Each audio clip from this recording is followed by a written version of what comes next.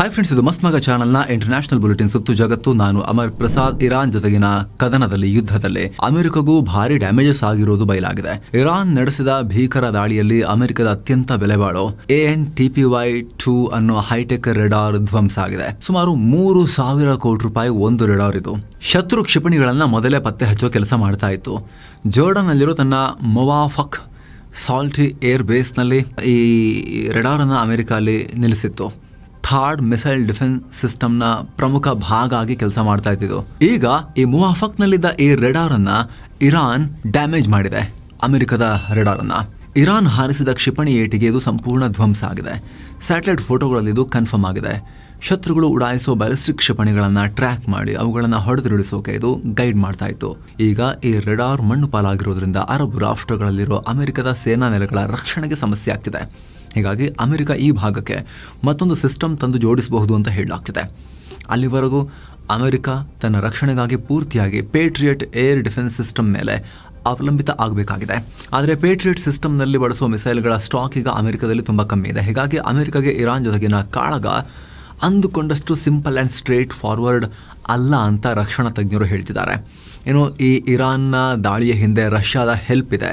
Russia ಇರಾನ್ಗೆ intelligence ಸಹಾಯ ಮಾಡ್ತಿದೆ. Satellite ಮೂಲಕ ಈ ಸ್ಟ್ರಾಟಜಿಕ್ ಲೊಕೇಶನ್ಸ್ ಅನ್ನ ರಷ್ಯಾ ಇರಾನಿಗೆ ಕೊಡ್ತಾ ಇದೆ. ಇಲ್ಲಿಗೆ ಹೊಡಿರಿ ಅಂತ ಹೇಳ್ಕೊಡ್ತಿದೆ ಅನ್ನೋ ರಿಪೋರ್ಟ್ಸ್ ಬಂದಿತ್ತು. ಅದಕ್ಕೀಗ ಅಮೆರಿಕದ ರಕ್ಷಣಾ ಸಚಿವ ಪೀಟ್ ಹೆಕ್ಸೆತ್ ಪ್ರತಿಕ್ರಿಯೆ ಕೊಟ್ಟಿದ್ದಾರೆ. ಇಂಥ ಕಳ್ಳಾಟಗಳಿಗೆ ಅಮೆರಿಕ ತಕ್ಕ ಉತ್ತರ ಕೊಡುತ್ತೆ ಅನ್ನೋ ಹೇಳಿಕೆ ಕೊಟ್ಟಿದ್ದಾರೆ. ನಮಗೆ ರಷ್ಯಾ ಮಾಹಿತಿ ಕೊಡೋದ್ರ ಬಗ್ಗೆ ಯಾವುದೇ ಆತಂಕ ಇಲ್ಲ. ನಮ್ಮ ಬಳಿ ಪ್ರಪಂಚದಲ್ಲೇ ಬೆಸ್ಟ್ ಆಗಿರೋ ಗುಪ್ತಚರ ವ್ಯವಸ್ಥೆ ಇದೆ.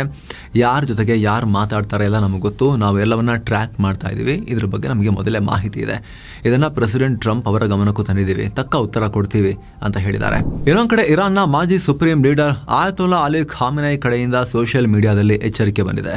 ಶಾಕ್ ಆಗ್ಬಿಡಿ ಸ್ನೇಹಿತರೆ. ಖಾಮೆನೈಗೆ ಪೋಸ್ಟ್ ಹಾಕಕ್ ಆಗಲ್ಲ. ಈಗ ಅವರಿಲ್ಲ ಇಲ್ಲಿ ಭೂಮಿ ಮೇಲೆ. ಬದಲಿಗೆ ಅವರ ಎಕ್ಸ್ ಅಕೌಂಟ್ ಬಳಸಿಕೊಂಡು ಇರಾನ್ ಸರ್ಕಾರ ಈ ಪೋಸ್ಟ್ ಹಾಕಿದೆ. ಝಾಯನಿಸ್ಟ್ ರೆಜೀಮ್ ಅಂದ್ರೆ ಇಸ್ರೇಲ್ ಸರ್ಕಾರ, ಯಹೂದಿಗಳ ಸರ್ಕಾರ ದೊಡ್ಡ ತಪ್ಪು ಮಾಡಿಬಿಡ್ತು.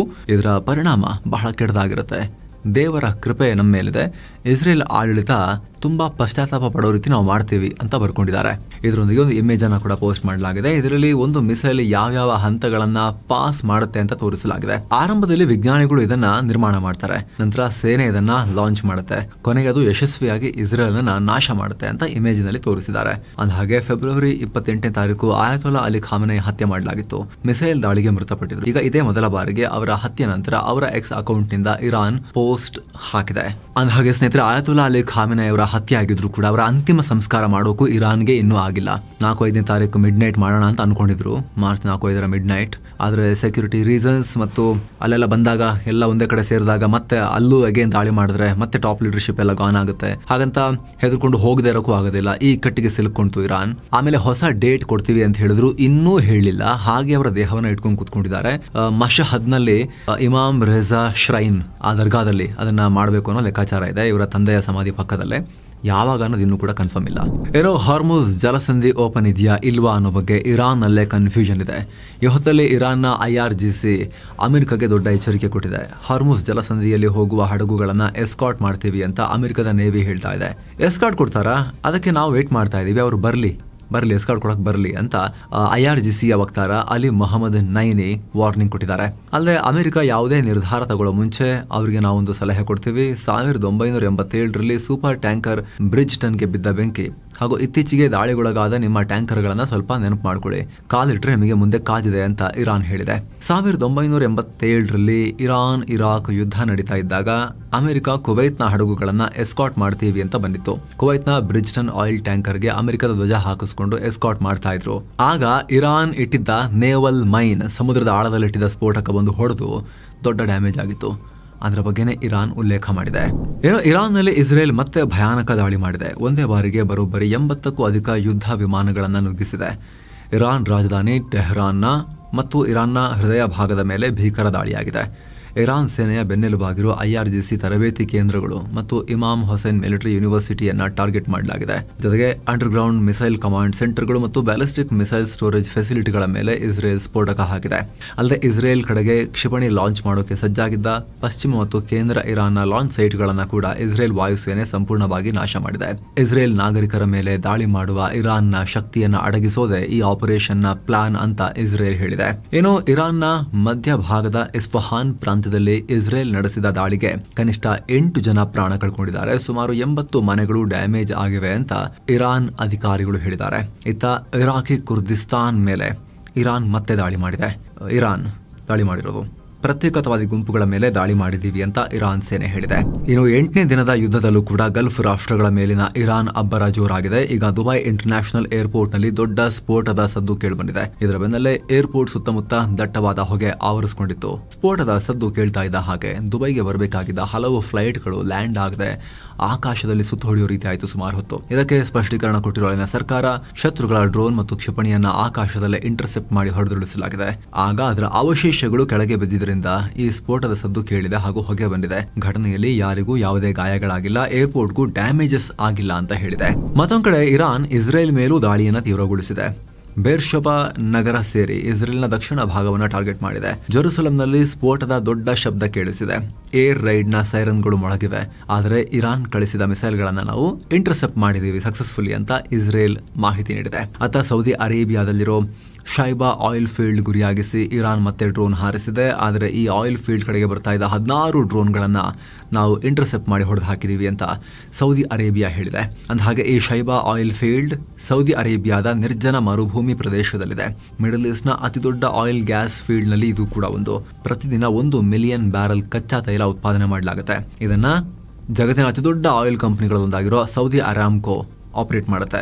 ಇತ್ತ ಸೌದಿ ರಕ್ಷಣಾ ಸಚಿವ prince Khalid bin Salman Iran ಮೇಲೆ ಅಸಮಾಧಾನ ಹೊರಹಾಕಿದ್ದಾರೆ. ನಮ್ಮ ಮೇಲೆ ಇರಾನ್ ದಾಳಿ ಮಾಡೋದನ್ನ ಕೂಡಲೇ ನಿಲ್ಲಿಸಬೇಕು ಅಂತ ಈಗ ಆಲ್ರೆಡಿ ಡಿಸ್ಕಸ್ ಮಾಡಿದ್ದೇವೆ. ಇರಾನ್ ದಾಳಿ ಮಾಡೋದನ್ನ ಮುಂದುವರೆಸಿದ್ರೆ ಪ್ರಾದೇಶಿಕ ಭದ್ರತೆ ಮತ್ತು ಸ್ಥಿರತೆಗೆ ಧಕ್ಕೆಯಾಗುತ್ತೆ. ಇರಾನ್ ಸ್ವಲ್ಪ ವಿವೇಚನೆಯಿಂದ ನಡ್ಕೋಬೇಕು. ಮಿಸ್ ಕ್ಯಾಲ್ಕುಲೇಷನ್ ಮಾಡೋದನ್ನ ನಿಲ್ಲಿಸಿ ನೀವು ಅಂತ ವಾರ್ನಿಂಗ್ ಕೊಟ್ಟಿದ್ದಾರೆ. ಈ ನಡುವೆ UK ಪ್ರಧಾನಿ ಕಿಯರ್ ಸ್ಟಾರ್ಮರ್ ಸೌದಿ ರಾಜಕುಮಾರ ಮೊಹಮ್ಮದ್ ಬಿನ್ ಸಲ್ಮಾನ್ ಜೊತೆಗೆ ಪಟ್ಟದ ರಾಜಕುಮಾರ ಇವರೇ ನಡೆಸ್ತಿರೋದು ಈಗ ದೇಶವನ್ನು, ಕ್ರೌನ್ ಪ್ರಿನ್ಸ್ ಅವ್ರ ಜೊತೆಗೆ ಮಿಡಲ್ ಈಸ್ಟ್ ಯುದ್ಧದ ಕುರಿತು ಮಾತುಕತೆ ನಡೆಸಿದ್ದಾರೆ. ಅಗತ್ಯ ಬಿದ್ದರೆ ನಾವು ನಿಮ್ಮ ಬೆಂಬಲಕ್ಕೆ ನಿಲ್ತೀವಿ, ನಿಮಗೆ ಮಿಲಿಟರಿ ಮತ್ತು ಇಂಟೆಲಿಜೆನ್ಸ್ ಸಪೋರ್ಟ್ ಕೊಡೋದಕ್ಕೆ ರೆಡಿ ಇದ್ದೀವಿ ಅಂತ ಹೇಳಿದ್ದಾರೆ. ಅಲ್ಲದೆ ಮಿಡಲ್ ಈಸ್ಟ್ನಲ್ಲಿ ಭದ್ರತೆ ಹೆಚ್ಚಿಸೋಕೆ ಬ್ರಿಟನ್ ತನ್ನ ಹೆಚ್ಚುವರಿ ಫೈಟರ್ ಜೆಟ್ಸ್, ಹೆಲಿಕಾಪ್ಟರ್ಸ್ ಮತ್ತು ಡಿಸ್ಟ್ರಾಯರ್ಗಳನ್ನು ಕಳಿಸ್ತಾ ಇದ್ದೀವಿ. ಸೌದಿ ರಕ್ಷಣೆಗೆ ನಾವು ರೆಡಿ ಇದ್ದೀವಿ ಅಂತ ಹೇಳಿದ್ದಾರೆ. ಈ ನಡುವೆ ಇರಾನ್ನಲ್ಲಿ ಮತ್ತೆ ಭೂಕಂಪ ಆಗಿದೆ. ದಕ್ಷಿಣ ಇರಾನ್ನ ಬಂದರ್ ಅಬ್ಬಾಸ್ ನಗರದ ಹತ್ತಿರ ಶನಿವಾರ ಬೆಳಗ್ಗೆ 4.1 ತೀವ್ರತೆಯ ಕಂಪನ ಆಗಿದೆ.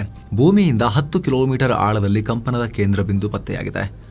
ಹಾರ್ಮುಜ್ಗನ್ ಪ್ರಾಂತ್ಯದಲ್ಲಿ ಕಂಪನ ಜಾಸ್ತಿ ಉಂಟಾಗಿತ್ತು ಅಂತ ಅಮೆರಿಕದ ಜಿಯೋಲಾಜಿಕಲ್ ಸರ್ವೆ ಆಫೀಸ್ ಮಾಹಿತಿ ನೀಡಿದೆ. ಯಾವುದೇ ಪ್ರಾಣಾಪಾಯ, ಆಸ್ತಿಪಾಸ್ತಿ ನಷ್ಟ ಉಂಟಾಗಿಲ್ಲ. ಇತ್ತೀಚೆಗಷ್ಟೇ ಸಂಘರ್ಷ ನಡೆಯುತ್ತಿರುವಾಗ ಇರಾನ್ನ ದಕ್ಷಿಣ ಭಾಗದಲ್ಲಿರೋ ಗೆರಾಶ್ ನಗರದಲ್ಲಿ ಭೂಕಂಪ ಉಂಟಾಗಿತ್ತು. 4.3 ದಾಖಲಾಗಿತ್ತು. ಸಂಘರ್ಷ ನಡೀತಿರೋದ್ರಿಂದ ಇರಾನ್ ಅಣುಪರೀಕ್ಷೆ ಮಾಡ್ತಾ ಅನ್ನೋ ರೀತಿಯಲ್ಲಿ ಸೋಷಿಯಲ್ ಮೀಡಿಯಾ ಡಿಸ್ಕಷನ್ಸ್ ಎಲ್ಲ ಆಗಿದ್ವು. ಆದರೆ ತಜ್ಞರು 10 ಕಿಲೋಮೀಟರ್ ಆಳದಲ್ಲೆಲ್ಲ ಅಷ್ಟು ಆಳ ತೋಡ್ಕೊಂಡೆಲ್ಲ ಮಾಡೋಕ್ಕೆ ಬರೋದಿಲ್ಲ ಅಣ್ವಸ್ತ್ರ ಪರೀಕ್ಷೆ. ಕಂಪನದ ಕೇಂದ್ರ ಅಷ್ಟು ತುಂಬ ಆಳದಲ್ಲಿದೆ. ಇದು ಅಣ್ವಸ್ತ್ರ ಪರೀಕ್ಷೆ ಅಲ್ಲ ಅಂತ ವಿಜ್ಞಾನಿಗಳು ಹೇಳ್ತಾ ಇದ್ದಾರೆ. ಇರೋ ಶ್ರೀಲಂಕಾ ಕರಾವಳಿ ಬಳಿ ಇರಾನ್ನ ಐರಿಸ್ ದೇನಾ ಯುದ್ಧ ನೌಕೆಯನ್ನು ಅಮೆರಿಕ ಮುಳುಗಿಸ್ತಲ್ಲ.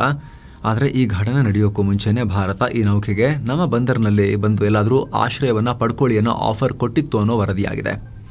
ವಿಶಾಖಪಟ್ಟಣಂನಲ್ಲಿ ನಡೆದ ಮಿಲಿಟರಿ ಎಕ್ಸರ್ಸೈಸ್ ಮುಗಿಸಿ ಈ ನೌಕೆ ವಾಪಸ್ ಹೋಗ್ತಾ ಇತ್ತು. ಆ ಟೈಮ್ನಲ್ಲಿ ಅಮೆರಿಕ ಮತ್ತು ಇರಾನ್ ನಡುವೆ ಉದ್ವಿಗ್ನತೆ ಆಯಿತು. ಕೂಡಲೇ ಭಾರತದ ಕಡೆಯಿಂದ ಈ ಆಫರ್ ಹೋಯಿತು. ಆದರೆ ಇರಾನ್ ಭಾರತದ ಮಾತನ್ನು ಕೇಳದೆ ಮುಂದಕ್ಕೆ ಹೋಯಿತು ಅಂತ ಹೇಳಲಾಗ್ತಿದೆ. ಆದರೆ ಸರ್ಕಾರ ಅಫಿಷಿಯಲ್ ಇದ್ರ ಬಗ್ಗೆ ಏನೂ ಹೇಳಲಿಲ್ಲ ಇದುವರೆಗೂ ಕೂಡ. ಆ ರೀತಿ ಮಾಹಿತಿ ಬರ್ತಾ ಇದೆ. ನಿಮ್ಗೆ ಗೊತ್ತಿರ್ಬೋದು, ಆಲ್ರೆಡಿ ನಾವು ರಿಪೋರ್ಟ್ ಮಾಡಿದ್ದೀವಿ. ಇನ್ನು 2 ಹಡಗುಗಳು ಕೂಡ ಇದ್ವು. ಅದರಲ್ಲಿ ಒಂದಕ್ಕೆ ಭಾರತ ಐರಿಸ್ ಲಾವನ್, ಅದಕ್ಕೆ ಭಾರತ ಈಗ ಆಶ್ರಯ ಕೊಟ್ಟಿದೆ ಕೊಚ್ಚಿಯಲ್ಲಿ. ಹಾಗೆ ಇನ್ನೊಂದು ಇರಾನ್ ಹಡಗಿಗೆ ಶ್ರೀಲಂಕಾ ಟ್ರಿಂಕೋಮಾಲಿಯಲ್ಲಿ ನಿಲ್ಲಿಸಿಬಿಟ್ಟು ಆಶ್ರಯ ಕೊಟ್ಟಿದೆ. ಒಂದು ಹಡಗು ಮುಳುಗಿ ಹೋಗಿದೆ. ಸೊ ಈಗ ಏನು ಮಾಡಿದೆ, ಅಮೆರಿಕ ಲಂಕಾ ಮೇಲೆ ಪ್ರೆಷರ್ ಹಾಕಕ್ಕೆ ಶುರು ಮಾಡಿದೆ ದೊಡ್ಡ ಮಟ್ಟದಲ್ಲಿ. ಲಂಕಾ ಸಮುದ್ರದ ಹತ್ತಿರ ಅಮೆರಿಕ ಹೊಡೆದಾಕಿರೋ ಐರಿಸ್ ದೇನಾ ನೌಕೆಯಲ್ಲಿ 32 ಜನ ಬದುಕುಳಿದಿದ್ದಾರಲ್ಲ. ಹಾಗೆ ಇನ್ನೊಂದು ಆಶ್ರಯ ಕೊಟ್ಟಿದ್ದಾರೆ ಟ್ರಿಂಕೋಮಾಲಿ ಅಂತ ನಿಮ್ಗೆ ಹೇಳಿದ್ರಲ್ಲ ಲಂಕಾದವರು, ಐರಿಸ್ ಬೋಶೆಹರ್ ಇನ್ನೊಂದು ನೌಕೆ. ಅವರು ಕೂಡ ಅದರಲ್ಲಿರೋ 100 ನಾವಿಕರು ಕೂಡ ಶ್ರೀಲಂಕಾದಲ್ಲಿ ಆಶ್ರಯ ಪಡಿತಿದ್ದಾರೆ. ಈಗ ಇವ್ರನ್ನ ಯಾವುದೇ ಕಾರಣಕ್ಕೂ ವಾಪಸ್ ಇರಾನ್ಗೆ ಕಳಿಸಬೇಡಿ ಅಂತ ಕೊಲಂಬೋದಲ್ಲಿರುವ ಅಮೆರಿಕದ ರಾಯಭಾರ ಕಚೇರಿ ಶ್ರೀಲಂಕಾ ಸರ್ಕಾರಕ್ಕೆ ಒತ್ತಾಯ ಮಾಡಿದೆ. ಈ ಸಿಬ್ಬಂದಿಯನ್ನ ಇರಾನ್ ತನ್ನ ಪರವಾಗಿ ಪ್ರಚಾರಕ್ಕೆ ಬಳಸಿಕೊಳ್ಳೋ ಸಾಧ್ಯತೆ ಇದೆ, ಸಿಂಪತಿ ಗಿಟ್ಟಿಸಿಕೊಳ್ಳೋಕೆ ನೋಡ್ಬೋದು. ಹೀಗಾಗಿ ಇವ್ರನ್ನ ಅಲ್ಲಿಗೆ ಇವಾಗಲೇ ಕಳಿಸಬೇಡಿ ಅಂತ ಅಮೆರಿಕ ಪ್ರೆಷರ್ ಹಾಕಿದೆ ಅಂತ ಹೇಳಲಾಗ್ತಿದೆ. ಇನ್ನು ಇರಾನ್ ವಿಶ್ವಸಂಸ್ಥೆಯಲ್ಲಿ ಗಂಭೀರ ಆರೋಪ ಮಾಡಿದೆ. ಅಮೆರಿಕ ಮತ್ತು ಇಸ್ರೇಲ್ ಕೇವಲ ಮಿಲಿಟರಿ ಬೇಸ್ಗಳನ್ನು ಟಾರ್ಗೆಟ್ ಮಾಡ್ತಿಲ್ಲ, ಬದಲಾಗಿ ಅಮಾಯಕ ನಾಗರಿಕರ ಮೇಲೆ ದಾಳಿ ಮಾಡ್ತಿದ್ದಾರೆ ಅಂತ ವಿಶ್ವಸಂಸ್ಥೆಯಲ್ಲಿ ಇರಾನ್ ರಾಯಭಾರಿ ಅಮೀರ್ ಸಯೀದ್ ಇರ್ವಾನಿ ಹೇಳಿದ್ದಾರೆ. ಈ ಕದನದಲ್ಲಿ ಇದುವರೆಗೆ ಕನಿಷ್ಠ 1332 ಜನ ಸಾಮಾನ್ಯ ಜನರ ಪ್ರಾಣ ಹೋಗಿದೆ ಅಂತ ಇರಾನ್ ಕ್ಲೇಮ್ ಮಾಡಿದೆ. ಜನಸಂದಣಿ ಇರೋ ಜಾಗಗಳಲ್ಲಿ 2000 ಪೌಂಡ್ ತೂಕದ ಸ್ಫೋಟಕಗಳನ್ನು ಹಾಕ್ತಾ ಇದ್ದಾರೆ. ಶಾಲೆಗಳು, ಆಸ್ಪತ್ರೆಗಳು, ಮಸೀದಿಗಳು ಮತ್ತು ವಿಮಾನ ನಿಲ್ದಾಣಗಳ ಮೇಲೆ ದಾಳಿ ಮಾಡ್ತಿದ್ದಾರೆ.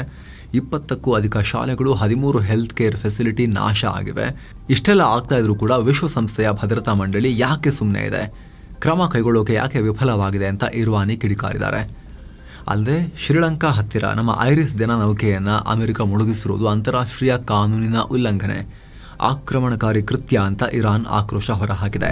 ಇನ್ನು ಇರಾನ್ ಮೇಲೆ ಆಪರೇಷನ್ ಎಪಿಕ್ ಫ್ಯೂರಿ ಬಗ್ಗೆ ಅಮೆರಿಕ ಮಾಹಿತಿ ಕೊಟ್ಟಿದೆ. ಈ ಆಪರೇಷನ್ ಶುರುವಾದ ಒಂದೇ ವಾರದಲ್ಲಿ ಇರಾನ್ ಒಳಗಡೆ 3000ಕ್ಕೂ ಅಧಿಕ ಟಾರ್ಗೆಟ್ಗಳನ್ನು ಹೊಡೆದು ಹಾಕಿದ್ದೀವಿ ಅಂತ ಅಮೆರಿಕದ ಸೆಂಟ್ರಲ್ ಕಮಾಂಡ್ ತಿಳಿಸಿದೆ. ಅಲ್ಲದೆ ಇದು ಇಲ್ಲಿಗೆ ನಿಲ್ಲಲ್ಲ, ಹೀಗೆ ಕಂಟಿನ್ಯೂ ಆಗಲಿದೆ ಅಂತ ಹೇಳಿದ್ದಾರೆ. ಈ ನಡುವೆ ರಷ್ಯಾ ಅಧ್ಯಕ್ಷ ವ್ಲಾದಿಮಿರ್ ಪುಟಿನ್ ಇರಾನ್ ಅಧ್ಯಕ್ಷ ಮಸೂದ್ ಪೆಜೆಶ್ಕಿಯಾನ್ ಜೊತೆಗೆ ಫೋನ್ ಕಾಲ್ನಲ್ಲಿ ಮಾತನಾಡಿದ್ದಾರೆ. ಈ ಯುದ್ಧವನ್ನ ತಕ್ಷಣ ನಿಲ್ಲಿಸುವಂತೆ ಕರೆ ಕೊಟ್ಟಿದ್ದಾರೆ. ಬಲ ಪ್ರಯೋಗದ ಮೂಲಕ ಸಮಸ್ಯೆ ಬಗೆಹರಿಸುವ ಬದಲು ರಾಜತಾಂತ್ರಿಕ ಮಾತುಕತೆಗಳ ಮೂಲಕ ಶಾಂತಿ ಕಾಪಾಡಬೇಕು ಅನ್ನೋದು ರಷ್ಯಾದ ನಿಲುವು ಅಂತ ಪುಟಿನ್ ಹೇಳಿದ್ದಾರೆ. ಹಾಗೆ ಇರಾನ್ನ ಸುಪ್ರೀಂ ಲೀಡರ್ ಆಗಿದ್ದ ಆಯತುಲ್ಲಾ ಅಲಿ ಖಾಮೆನೈ ಮತ್ತವರ ಕುಟುಂಬಸ್ಥರು ಮೃತಪಟ್ಟಿದ್ದಕ್ಕೆ ಪುಟಿನ್ ಸಂತಾಪ ಸೂಚಿಸಿದ್ದಾರೆ. ಇಂಥ ಸಮಯದಲ್ಲಿ ಇರಾನ್ ಪರ ಒಗ್ಗಟ್ಟನ್ನ ಪ್ರದರ್ಶಿಸಿದ್ದಕ್ಕೆ ಇರಾನ್ ಅಧ್ಯಕ್ಷ ಪೆಜೆಶ್ಕಿಯಾನ್ ಪುಟಿನ್ಗೆ ಧನ್ಯವಾದ ಹೇಳಿದ್ದಾರೆ. ಇರೋ ಯುದ್ಧದ ಕಾವು ಹೆಚ್ಚಾಗಿರೋ ಹೊತ್ತಲ್ಲಿ ಅಮೆರಿಕ ಈಗ ಇಸ್ರೇಲ್ ಪರವಾಗಿ ಒಂದು ದೊಡ್ಡ ನಿರ್ಧಾರವನ್ನು ತಗೊಂಡಿದೆ. ಇಸ್ರೇಲ್ಗೆ ಅರ್ಜೆಂಟ್ ಆಗಿ ಬೇಕಾಗಿದ್ದ ಸುಮಾರು 12,000 ಸ್ಫೋಟಕಗಳ ಕೇಸಿಂಗ್ಗಳ ಮಾರಾಟಕ್ಕೆ ಅಮೆರಿಕ ಗ್ರೀನ್ ಸಿಗ್ನಲ್ ಕೊಟ್ಟಿದೆ. ಸ್ಫೋಟಕಗಳ ಕೇಸಿಂಗ್ ಅಂದ್ರೆ ಒಂಥರ ಡ್ರಮ್ ತರ ಬರುತ್ತೆ ಅಂತ ಅನ್ಕೊಳ್ಳಿ ನೀವು, ಸಿಂಪಲ್ ಆಗಿ ಒಳಗಡೆ ಸ್ಫೋಟಕ ಇರುತ್ತೆ ಅಂತ ಅನ್ಕೊಳ್ಳಿ. ಆ ಕೇಸಿಂಗ್ ಅನ್ನ ಈಗ ಮಾರಕ್ಕೆ. ಈ ಇಡೀ ಡೀಲ್ನ ಬರೋಬ್ಬರಿ ಮೌಲ್ಯ $151.8 ಮಿಲಿಯನ್. ಅಷ್ಟೇ ಅಲ್ಲ, ಅಮೆರಿಕ ತನ್ನ ಹತ್ತಿರ ಇರೋ ಸ್ಟಾಕ್ನಿಂದಲೇ ಈ ಯುದ್ಧ ಸಾಮಗ್ರಿಗಳನ್ನು ಇಸ್ರೇಲ್ಗೆ ಕಳಿಸ್ಕೊಡ್ತಾ ಇದೆ. ಇದರ ಜೊತೆಗೆ ಇಸ್ರೇಲ್ಗೆ ಬೇಕಾದ ತಾಂತ್ರಿಕ ಸಹಾಯ, ಇಂಜಿನಿಯರಿಂಗ್ ಮತ್ತು ಲಾಜಿಸ್ಟಿಕ್ಸ್ ಸಪೋರ್ಟ್ ಕೂಡ ಅಮೆರಿಕ ನೀಡುತ್ತೆ. ಇಸ್ರೇಲ್ ಮೇಲೆ ಈಗ ಎದುರಾಗಿರೋ ಮತ್ತು ಮುಂದೆ ಬರಬಹುದಾದ ಆಪತ್ತುಗಳನ್ನು ಫೇಸ್ ಮಾಡೋಕೆ ಇದು ತುಂಬಾನೇ ಹೆಲ್ಪ್ ಆಗುತ್ತೆ ಅಂತ ಅಮೆರಿಕದ ವಿದೇಶಾಂಗ ಇಲಾಖೆ ಹೇಳಿದೆ. ಇದೆಲ್ಲದರ ಮಧ್ಯೆ ಯುದ್ಧಕ್ಕೆ ಪಾಕಿಸ್ತಾನವು ಎಂಟರ್ ಆಗೋ ಕಾಲ ಹತ್ತಿರ ಬಂದಂಗೆ ಕಾಣಿಸ್ತಾ ಇದೆ. ಈಗ ತಮ್ಮ ಮೇಲೆ ಪದೇ ಪದೇ ಇರಾನ್ ದಾಳಿ ಮಾಡ್ತಿರೋದಕ್ಕೆ ಸೌದಿ ಪಾಕ್ ಕಡೆಗೆ ತಿರುಗಿದೆ. ಸೌದಿ ರಕ್ಷಣಾ ಸಚಿವ prince Khalid bin Salman Pak army chief Asim ಮುನೀರನನ್ನ ಭೇಟಿಯಾಗಿ ಮಾತುಕತೆ ನಡೆಸಿದ್ದಾರೆ. ಏನು ಒಪ್ಪಂದ ಆಗಿದೆಯೇನಕ್ಕೆ ಮತ್ತೆ ಮೊನ್ನೆ ಅನ್ನೋ ಥರದಲ್ಲಿದೆ ಅದು ಮೀಟಿಂಗ್. ಸೌದಿ ಅರೇಬಿಯಾದ ಮೇಲೆ ಇರಾನ್ ಅಗ್ರೆಸಿವ್ ಆಗಿ ದಾಳಿ ಮಾಡ್ತಿರೋ ಬಗ್ಗೆ, ಹಾಗೆ ಅದನ್ನು ನಿಲ್ಲಿಸೋಕೆ ತೆಗೆದುಕೊಳ್ಳಬೇಕಾದ ಕ್ರಮಗಳ ಬಗ್ಗೆ ಚರ್ಚೆ ಮಾಡಿದ್ದಾರೆ. 2025 ಲಾಸ್ಟ್ ಇಯರ್ 2 ರಾಷ್ಟ್ರಗಳು ಸ್ಟ್ರಾಟಜಿಕ್ ಡಿಫೆನ್ಸ್ ಅಗ್ರಿಮೆಂಟ್ ಮಾಡ್ಕೊಂಡಿದ್ರು. ಒಬ್ಬರ ಮೇಲೆ ದಾಳಿ ಆದರೆ ಇನ್ನೊಬ್ಬರು ಸಹಾಯಕ್ಕೆ ಬರಬೇಕು ಅಂತ. 1 ವಾರದಿಂದ ಹೊಡಿತಿದ್ದಾರೆ ಈಗ ಸೌದಿಗೆ ಇರಾನ್ ಅವರು. ಒಪ್ಪಂದದ ಪ್ರಕಾರ ಪಾಕಿಸ್ತಾನ ಹೋಗ್ಬೇಕೀಗ ಇರಾನ್ ಮೇಲೆ ದಾಳಿ ಮಾಡಬೇಕು. ಬಾರ್ಡರ್ ಬೇರೆ ಶೇರ್ ಮಾಡ್ತಾರೆ ಇರಾನ್ ಜೊತೆಗೆ. ಪಾಕಿಸ್ತಾನದವರು ದಾಳಿ ಮಾಡಬೇಕಾಗಿತ್ತು ಮುನೀರ ಇಷ್ಟೊತ್ತಿಗೆಲ್ಲ. ಸೊ ಈಗ ಸೌದಿ ಪಾಕಿಸ್ತಾನ ಹತ್ರ ಕೇಳ್ತಿದೆ ಏನು ಕತೆ ಒಪ್ಪಂದದ್ದು ಅಂತ. ಇದಕ್ಕೀಗ ಪಾಕಿಸ್ತಾನ ನೆಕ್ಸ್ಟ್ ಏನು ಮಾಡುತ್ತೆ ಅನ್ನೋದೇ ಬಹಳ ಬಹಳ ಇಂಟ್ರೆಸ್ಟಿಂಗ್. ಈಗ ಪಾಕಿಸ್ತಾನದ ಪಾಡ್ ಹೆಂಗಾಗಿದೆ ಅಂದರೆ ಕೇಳೋದೇ ಬೇಡ. ಕತ್ರಿ ನಡುವೆ ಪಾಕಿಸ್ತಾನದ್ದು ಜೀವ ಸಿಕ್ಕಾಕೊಂಡಂಗಾಗಿದೆ. ಅಲುಗಾಡಿದ್ರೆ ಖಚಿಕ್ಕಾಗ್ಬಿಡುತ್ತೆ. ಹಾಗೆ ಇರಂಗೂ ಇಲ್ಲ, ಅಲುಗಾಡಂಗೂ ಇಲ್ಲ. ಕತ್ರಿ ನಡುವೆ ಅವರ ಜೀವ ಸಿಕ್ಕಾಕೊಂಡಿದೆ. ಆ ರೀತಿಯಾಗಿದೆ ಪಾಕಿಸ್ತಾನದ ಕತೆ. ಏನು ಸ್ನೇಹಿತರೆ, ಜಾಗತಿಕವಾಗಿ ಇಷ್ಟೆಲ್ಲ ಅಶಾಂತಿ ನಡುವೆ ಪ್ರಶಾಂತವಾಗಿರೋ ಭಾರತದಲ್ಲಿ ನಿಮಗೆ ಯಾತ್ರೆ ಮಾಡಬೇಕು ಅಂದರೆ ವೈಷ್ಣೋದೇವಿ, ಅಮೃತ್ಸರ್, ಕಾಶ್ಮೀರಕ್ಕೆ ಸೈನ್ಸ್ ಟೂರಿಸಂನ ಟ್ರಿಪ್ ಕಾಲ್ ಮಾಡಿ ನೀವು ಹೋಗಿ ಬರ್ಬೋದು. ಏನೋ ತೈಲ ಬಿಕ್ಕಟ್ಟು ಜಾಸ್ತಿ ಆಗ್ತಿದೆ ಗಲಾಟೆಯಿಂದ. ಹಾರ್ಮುಜ್ ಜಲಸಂಧಿ ಬಂದ್ ಆಗಿದೆ. ಇದರ ನಡುವೆ ಅಮೆರಿಕ ಈಗ ರಷ್ಯಾ ಮೇಲಿನ ಸ್ಯಾಂಕ್ಷನ್ ತೆಗೆದುಹಾಕೋಕೆ ಪ್ಲಾನ್ ಮಾಡ್ತಾ ಇದೆ. ಇದರ ಬಗ್ಗೆ US treasury secretary Scott Besant hint ಕೊಟ್ಟಿದ್ದಾರೆ. ಜಾಗತಿಕವಾಗಿ ಉಂಟಾಗಿರೋ ತೈಲ ಬಿಕ್ಕಟ್ಟನ್ನ ಬ್ಯಾಲೆನ್ಸ್ ಮಾಡೋಕೆ ರಷ್ಯಾದ ಮೇಲೆ ಹಾಕಿರೋ ಕೆಲ ಆಯಿಲ್ ಸ್ಯಾಂಕ್ಷನ್ಸ್ ತೆಗೆದು ಹಾಕೋಕೆ ಅಮೆರಿಕ ಯೋಚಿಸ್ತಾ ಇದೆ ಅಂತ ಹೇಳಿದ್ದಾರೆ. ಹಾಗೆ ಭಾರತದ ಬಗ್ಗೆ ಮೆಚ್ಚುಗೆ ವ್ಯಕ್ತಪಡಿಸಿದ್ದಾರೆ. ಭಾರತ ವೆರಿ ಗುಡ್ ಆಕ್ಟರ್ಸ್, ಅಂದ್ರೆ ನಮ್ ಜೊತೆಗೆ ಚೆನ್ನಾಗಿ ಕೋಆಪರೇಟ್ ಮಾಡ್ತಿದ್ದಾರೆ. ರಷ್ಯಾದಿಂದ ನಿರ್ಬಂಧಿತ ತೈಲ ತರಿಸ್ಕೊಳ್ಬಿಡಿ ಅಂತ ನಾವು ಕೇಳ್ಕೊಂಡ್ವಿ ಅವರಿಗೆ. ಭಾರತ ಆ ರೀತಿ ಮಾಡ್ತು, ನಮಗೆ ಹೇಳ್ದಂಗೆ ಮಾಡ್ತು. ಆದ್ರೀಗ ಇರಾನ್ ಯುದ್ಧದ ಟೆನ್ಷನ್ನಿಂದಾಗಿ ಜಾಗತಿಕ ಮಟ್ಟದಲ್ಲಿ ತೈಲ ಪೂರೈಕೆಯಲ್ಲಿ ಪ್ರಾಬ್ಲಮ್ ಆಗ್ತಾ ಇದೆ. ಸೊ ಈಗ ತೈಲ ಕೊರತೆಯನ್ನು ನೀಗಿಸೋಕೆ ಭಾರತ ರಷ್ಯಾದ ತೈಲವನ್ನ ಖರೀದಿ ಮಾಡೋಕೆ ನಾವು ಪರ್ಮಿಷನ್ ಕೊಟ್ಟಿದ್ದೀವಿ ಅನ್ನೋ ಹೇಳಿಕೆ ಕೊಟ್ಟಿದ್ದಾರೆ. ಇನ್ನು ಪಕ್ಕದ ಪಾಕಿಸ್ತಾನದಲ್ಲಂತೂ ಆಲ್ರೆಡಿ ಪೆಟ್ರೋಲ್ ಡೀಸೆಲ್ಗೆ ಹಾಹಾಕಾರ ಉಂಟಾಗಿದೆ. ಗ್ಲೋಬಲ್ ಮಾರ್ಕೆಟ್ನಲ್ಲಿ ಕಚ್ಚಾ ತೈಲದ ಬೆಲೆ ಏರಿಕೆಯಾಗಿರೋ ಕಾರಣ ಪಾಕ್ ಸರ್ಕಾರ ಪೆಟ್ರೋಲ್ ಮತ್ತು ಡೀಸೆಲ್ ರೇಟನ್ನು ಏಕಾಏಕಿ 20% ಜಂಪ್ ಮಾಡಿದೆ. ಇದರಿಂದ ಪಾಕ್ನಲ್ಲಿ ಈಗ 1 ಲೀಟರ್ ಪೆಟ್ರೋಲ್ ಬೆಲೆ 355 ರೂಪಾಯಿ ಆಗಿದ್ರೆ ಡೀಸೆಲ್ ಬೆಲೆ 321 ರೂಪಾಯಿಗೆ ತಲುಪಿದೆ. ಈ ದಿಢೀರ್ ಏರಿಕೆಯಿಂದ ಶಾಕ್ ಆಗಿದ್ದಾರೆ ಜನ. ಮುಂದೆ ಪೆಟ್ರೋಲ್ ಸಿಗೋದಿಲ್ಲ ಅನ್ನೋ ಭಯದಲ್ಲಿ ಸಿಕ್ಕಿದ ಪಾತ್ರೆ ಕ್ಯಾನ್ ಎಲ್ಲ ಹಿಡ್ಕೊಂಡು ಹೋಗಿ ಪಂಪ್ಗಳಿಗೆ ಮುಗಿಬಿದ್ದಿದ್ದಾರೆ. ಲಾಹೋರ್, ಕರಾಚಿ ಅಂತ ದೊಡ್ಡ ಸಿಟಿಗಳಲ್ಲಂತೂ ಬಂಕ್ಗಳ ಮುಂದೆ ಕ್ಯೂ ನಿಂತ್ಕೊಂಡ್ಬಿಟ್ಟಿದ್ದಾರೆ. ಪಾಕಿಸ್ತಾನ ಹೆಚ್ಚಾಗಿ ಸೌದಿ ಮತ್ತು UAEಯಿಂದ ತೈಲವನ್ನು ತರಿಸ್ಕೊಳ್ಳೋದು. ಇನ್ನು ಅಮೆರಿಕ ಸರ್ಕಾರ ಟ್ಯಾರಿಫ್ ರೀಫಂಡ್ ಬಗ್ಗೆ ಇಂಪಾರ್ಟೆಂಟ್ ಹೇಳಿಕೆ ಕೊಟ್ಟಿದೆ.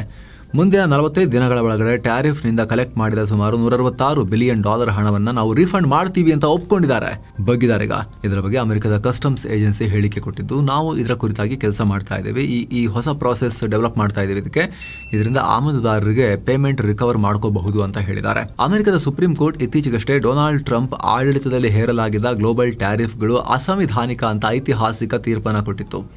ಇದರ ಬೆನ್ನಲ್ಲೇ ಟ್ರಂಪ್ಗೆ ದೊಡ್ಡ ಶಾಕ್ ಇದು. ಎಷ್ಟು ಕಲೆಕ್ಟ್ ಮಾಡಿದೆ ಅಂತ ಹೇಳಿ ಈಗ ಬಾಯಿ ಮುಚ್ಕೊಂಡು ವಾಪಸ್ ಕೊಡಬೇಕಾಗಿದೆ ಟ್ರಂಪ್ ಇದನ್ನೆಲ್ಲ. 3,30,000 ಇಂಪೋರ್ಟರ್ಸ್ಗೆ ಟ್ಯಾರಿಫ್ ಪೇಮೆಂಟ್ ವಾಪಸ್ ಆಗುತ್ತೆ ಈಗ. ಇನ್ನು America shield of America summit ಅನ್ನ ಆಯೋಜನೆ ಮಾಡಿದೆ. ಈ ಸಮಿಟ್ ನಲ್ಲಿ ಅಮೆರಿಕ ಅಧ್ಯಕ್ಷ ಡೊನಾಲ್ಡ್ ಟ್ರಂಪ್ ಲ್ಯಾಟಿನ್ ಅಮೆರಿಕದ ರಾಷ್ಟ್ರಗಳ ಲೀಡರ್ಗಳೊಂದಿಗೆ ಮಾತುಕತೆ ನಡೆಸ್ತಾರೆ.